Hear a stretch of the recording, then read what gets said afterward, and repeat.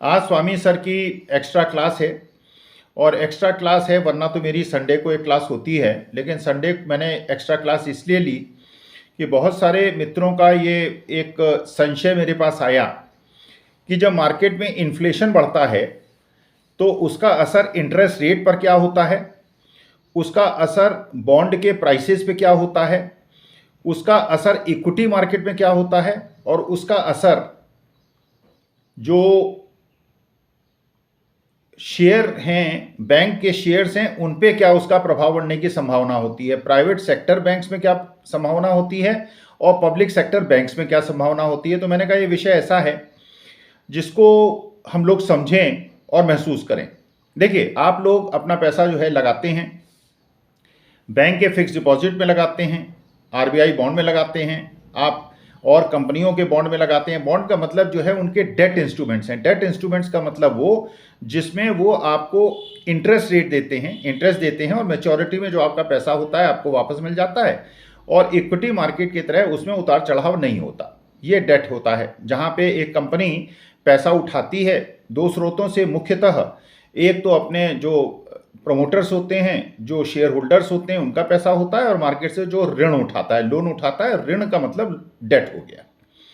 अब प्रश्न यह है कि इन सब चीज़ों का आपस में कोरिलेशन क्या है, इन्फ्लेशन का, इंटरेस्ट रेट का, जो आरबीआई अपने रेपो रेट और रिवर्स रेपो रेट को चेंज करने का, और उसका इन्फ्लेशन को कंट्रोल करने का कैसे तारतम्य है, इसको समझने की आवश्यकता है। तो मैंने कहा कि आज इस चीज़ को मैं थोड़ा सा एक्सप्लेन कर दूं, क्योंकि यह संशय है लोगों के दिमाग में, जिससे बता देता हूं। जैसे मान लीजिए मार्केट, एक चीज़ तो पहले यह समझनी बहुत आवश्यक है कि किसी भी चीज़ के प्राइस डिमांड और सप्लाई पे डिपेंड करते हैं।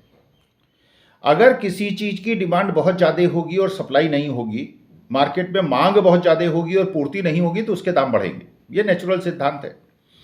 और अगर किसी चीज़ की मार्केट में डिमांड नहीं होगी और सप्लाई बहुत ज़्यादा होगी, तो उसके दाम गिरेंगे। बिल्कुल सत्य बात है।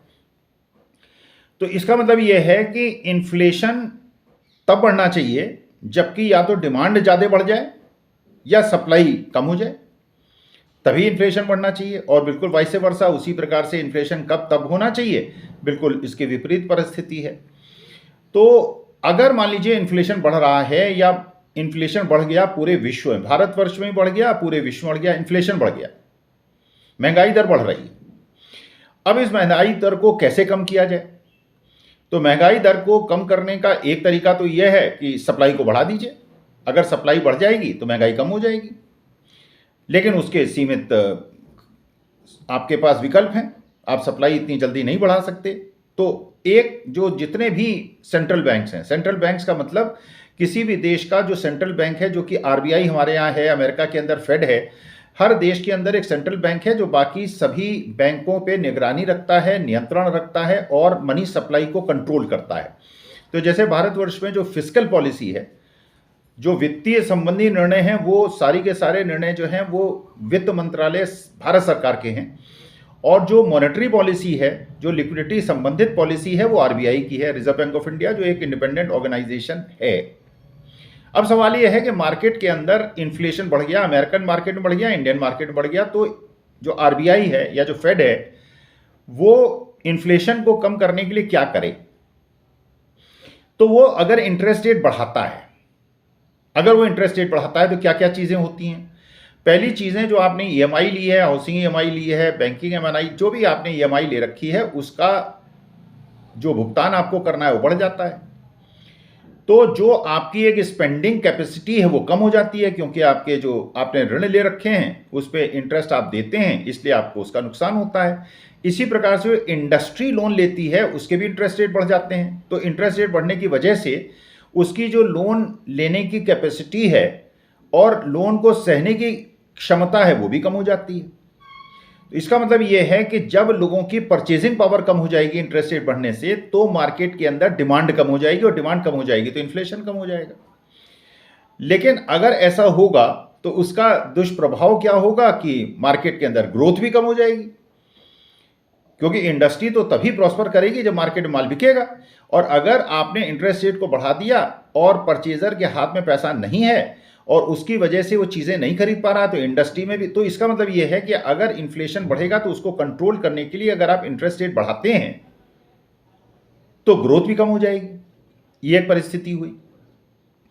अब आप देखिए कि ये स्थिति हो सकती है जबकि डिमांड बढ़ रही है और सप्लाई नहीं बढ़ रही, तो इन्फ्लेशन बढ़ता है, और डिमांड नहीं बढ़ रही है या सप्लाई बहुत ज़्यादा हो रही है, इसकी वजह से इन्फ्लेशन कम होता है। लेकिन यहाँ पर स्थिति क्या हो रही है, एक तरफ वर्ल्ड की ग्रोथ रेट कम हो रही है, पूरे विश्व की ग्रोथ रेट कम हो रही है, हमारी भी ग्रोथ रेट कम हो रही है, चाइना की, अमेरिका की, सबकी ग्रोथ रेट कम हो रही है, और दूसरी तरफ से इन्फ्लेशन बढ़ रहा है।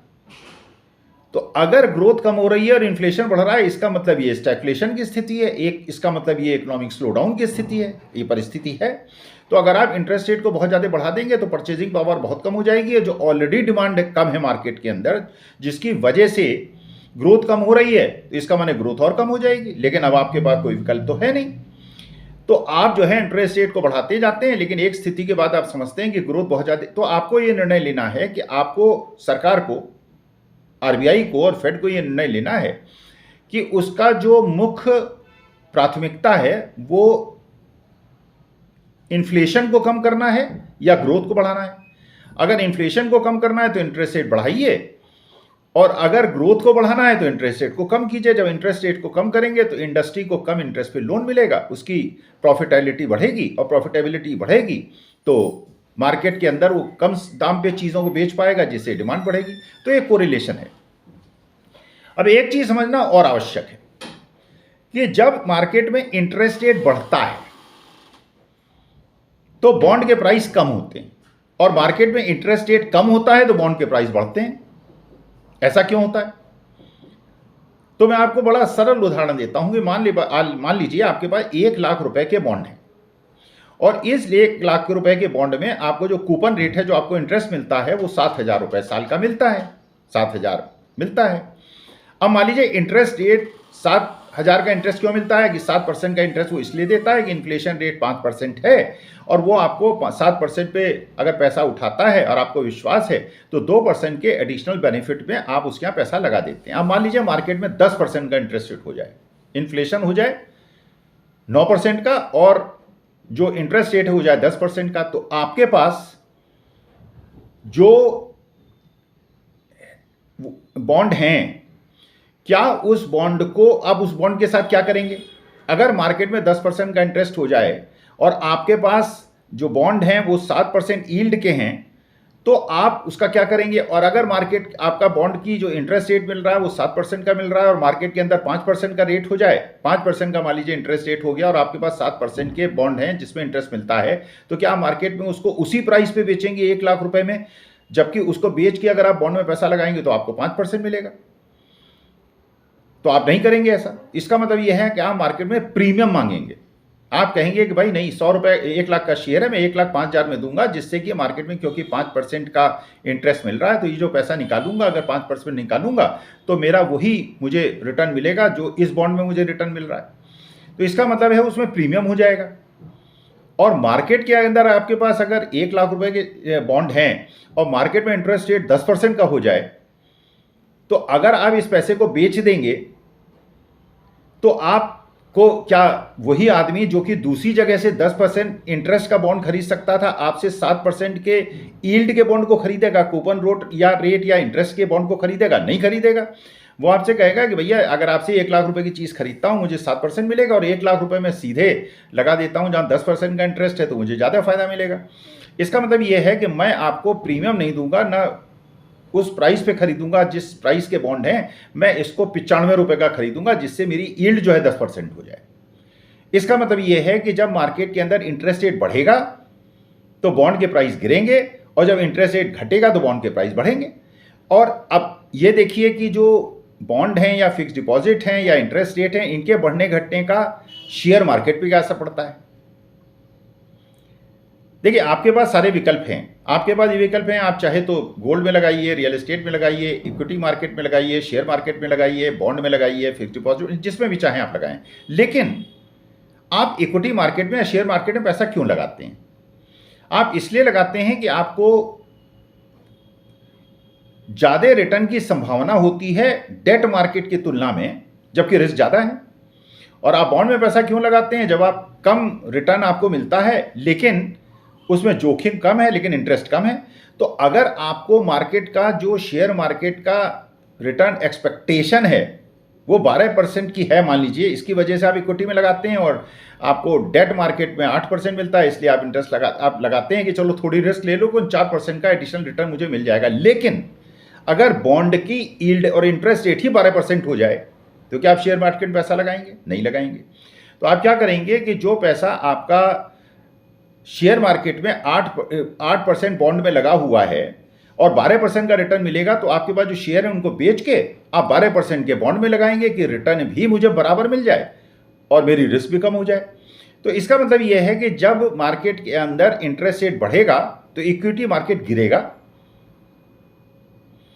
और जब मार्केट के अंदर इंटरेस्ट रेट घटेगा तो लोग नहीं उत्साहित होंगे कि वो बॉन्ड में, फिक्स डिपॉजिट में पैसा लगाएं, तो इक्विटी मार्केट की तरफ आएंगे। तो जब फॉलिंग इंटरेस्ट रेट की रिजीम होती है तो शेयर मार्केट बढ़ता है, और जब इंक्रीजिंग इंटरेस्ट रेट की साइकिल आती है तो शेयर मार्केट गिरता है। ये भी कोरिलेशन समझना बहुत आवश्यक है। तो मैंने कहा एक एक्स्ट्रा क्लास ले लेता हूं, आप लोगों को बता देता हूं, जिससे कि जो बेसिक कंसेप्ट है ये आपकी समझ में आ जाए। बहुत जल्दी मैंने बोला है, अगर आपको नहीं समझ में आई कोई बात या आपको नहीं लगता है तो कमेंट बॉक्स पे आप अपना प्रश्न पूछ लीजिए और मैं व्यक्तिगत तौर पे सबको जवाब दूंगा, जिससे कि कोई जिज्ञासा आपके मन में न रह जाए। धन्यवाद।